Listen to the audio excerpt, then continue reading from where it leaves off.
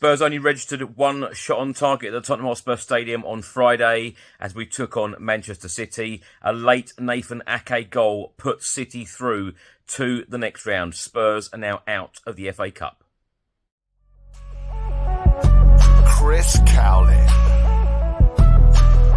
Fan cams. Club news. Transfer news. Match previews. Legend interviews. Spurs winning. Press conferences. Covering everything Tottenham and England. Welcome back to the channel. Hope you're all keeping well. This is another edition of Spurs in the Media, where I began for all of today's newspapers, looking at all of the player ratings from the game. Tottenham Hotspur 0, Manchester City 1. Spurs are now out of this year's FA Cup. If you're watching this on YouTube, please do hit the subscribe button, like, share and comment below. And if you listen to this on an audio platform, please do hit the follow button and leave a review if you can. So let's get straight into it. Spurs 0, Manchester City 1. Manchester City are now through to the fifth round of the FA Cup, and Tottenham Hotspur are out of this year's competition. Let's start with a report from the Daily Express. The main heading states, Ake is the late hero as City end their jinx, but goal angers Spurs. Finally, they broke the curse. It took 538 minutes and the best part of 6 games, but the all-important goal, City's first at Tottenham's new stadium, arrived at long last. The report then states that Nathan Ake's 88th minute winner was enough to send City into the fifth round to keep the holders on course for more glory. Tottenham screamed foul for Ruben Diaz's challenge on goalkeeper Vicario, but it was allowed to stand as referee Paul Tierney probably decided, like the rest of us, that City were due a goal. Now, the match stats, Spurs had 44% possession to Manchester City's 56%. Shots on target, Spurs 1, City 5. Shots off target, Spurs 0, City 4. Block shots, Spurs 0, Manchester City 9. Corners, Spurs had 2 to City's 14. Fouls, Spurs 9, City 19. Yellow cards, Spurs 2, Manchester City 5. Now, the player ratings from the Daily Express today. Vicario a 7, Pedro Porro a 7, Romero a 6, Van der Ven a 7, Udogie a 7, Bentancur a 7, Højbjerg a 6, Kulusevski a 7, Johnson a 5, Richarlison a 6, and Timo Werner a 6. Now for a report from the Daily Star, and it states here, Nathan nicks it and you sunk by a real sickener. And in the main article it states what promised to be an FA Cup classic never lived up to the billing, but at least now they do not have to do it all over again. Instead, it is the end of Tottenham's hopes for a trophy for yet another season, and for all the progress Ange Postecoglou is making, the stadium felt horribly flat at the end. The 8,500 travelling fans were going wild, while Vicario shook his head in disbelief as the visitors went over to their supporters. Now for a report from the Guardian newspaper, and it states here, late winner for Ake ends City's blank run at Spurs. Towards the end of last season, Pep Guardiola was asked what might be left for him to achieve in the game if his Manchester City team completed the treble. Score a goal against Spurs away, he replied. He was joking, right? Now for a report from the Times newspaper, and the main heading states, Timid Vicario hands holders a late gift. Manchester City arrived late and finished late. Congestion delayed the FA Cup holders' journey to the Tottenham Hotspur Stadium, and then Spurs defending held them up further until they finally broke through in the 88th minute when Nathan Ake punished Vicario's mistake. Now, the player ratings from the Times newspaper today, they have given Vicario a 6, Pedro Porro a 7, Romero a 7, Van der Ven an 8, Udogie an 8, Bentancur a 6, Højbjerg a 6, Kulusevski a 7, Brennan Johnson a 6, Richarlison a 6, and Timo Werner a 6. Now, a report from the Daily Mail, and it states here, Ake pokes home as the Spurs force field is finally breached. Defender pops up to end City's goal drought at Tottenham. City's wait is over. This was City's first win at the Tottenham Hotspur Stadium. They lost 1-0 in April 2019 in the Champions League, lost 2-0 in February 2020 in the Premier League, lost 2-0 in November 2020 in the Premier League, lost 1-0 in August 2021 in the Premier League, and lost 1-0 in February 2023 in the Premier League, and of course last night won 1-0 in the FA Cup. Nathan Ake's late winner was Pep Guardiola's side's first goal in nearly 9 hours of football at that ground. They had taken 100 shots without scoring during their drought.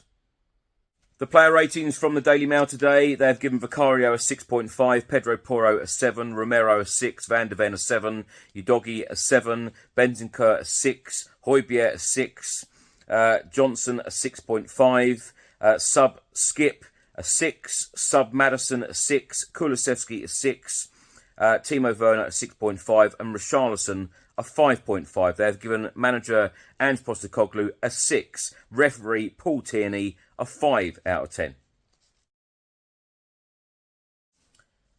And now a report from the Sun newspaper, and the main heading states: a pep in his step, Guardiola's all smiles after Klopp shock and Ake winner. An interesting stat here: 35. Tottenham failed to score in a match for the first time under boss Ange Postecoglou, and in fact it was their first blank in 35 games, last failing to score in their Champions League clash with Milan in March.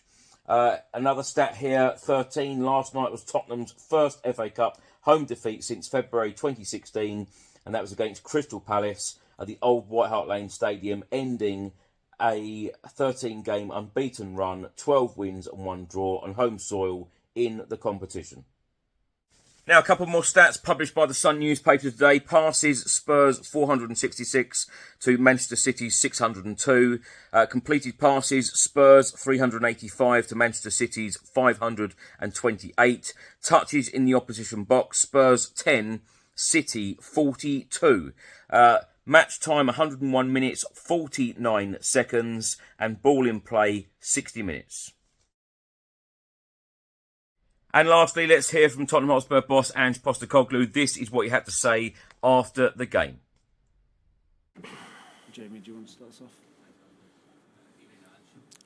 How much frustration is there over the manner that they've been having dug in all game and then concede late? Yeah, I guess that aspect's disappointing, that it happened so late because it doesn't give you a chance to sort of recover from it. But look, we fought hard to stay in the game. But to be honest, that's all we did. We just stayed in the game, and it wasn't enough tonight to get us over the line. Just one other one from me, and apologies for asking this in post-match press conference, but just your reaction to the news earlier on about Jurgen Klopp, which came as a shock. Yeah, look, probably not the time to ask me about it, mate, to be honest. Yeah. Dave? Vicario wanted a foul on the corner. Do you think there was enough in it? Well, look, I mean, referees had a good look at it, VAR assumes had a good look at it, and they decided otherwise, so we have to accept that. How do you think they were kind of fighting the attacking place? How was just security of opposition, or just struggling to get going? I think it's a little bit of both. I think, they're a top team. They're the benchmark, and we're not there yet. And we're under no illusions about that. But I just felt, the second half was okay. First half, I just thought we were a little bit too passive in a lot of our play and allowed them to get a bit of a rhythm in the game, and it's not what you want against them. And, it's very hard to kind of arrest that mid-game. And like I said, I thought we started the second half a lot better and a bit more conviction about our play. But ultimately, like I said, we were just working as hard as possible to stay in the game, and that wasn't going to be enough tonight. You said a couple of times now, just working to stay in the game. I mean, it is hard against them. What could have been different? Well, as I said before, it was about just having a bit more sort of belief and conviction in ourselves in that first 45 minutes, because once they get into a bit of a rhythm, that like I said, it's very hard then to wrestle back off them. But I thought we did for like I said, the second half, first 15-20 minutes, and we created a couple of good moments for ourselves. I thought we defended well. It's not like Vic had a million saves to make, and kind of that created a lot against us. So it's disappointing to concede so late. But having said that, it's not what we're about, you know. And like I said, we worked hard enough, but it seemed we were just working sort of at maximum to stay in the game rather than sort of get over the top of them.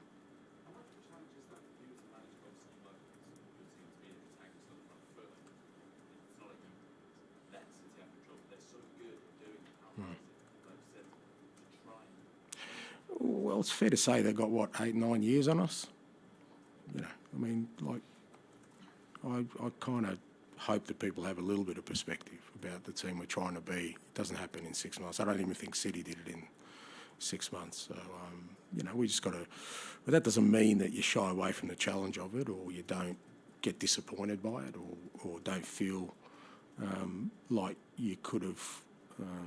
tackled it in a different way. You know, it's not an excuse, but the reality of it is they're well down the line in being the team they are, and we're still very much in the early stages. And you know, you kind of need to use that as your benchmark moving forward. Yeah, it's very difficult because, I mean, you've seen it with us. You know, once, you know, the thing about us this year is we've started games really well, just about every game, and that's given us a real sort of momentum against all opposition. Doesn't matter home or away, and it's very hard for teams to call that back. It was the opposite tonight. We didn't get into the game as we wanted to, and like I said, then mid-game, it's very hard to change that. Like I said, the second half, I thought first 15, 20 minutes we were a bit more aggressive with our pressure, and we forced them into some mistakes. We created a couple of good moments. Brennan had a decent chance, but again, that only happened for sort of sporadically in moments. It wasn't sustained, and you know, for it to be sustained, you need to, you know, put pressure on the opposition from sort of the first minute, and we didn't do that today.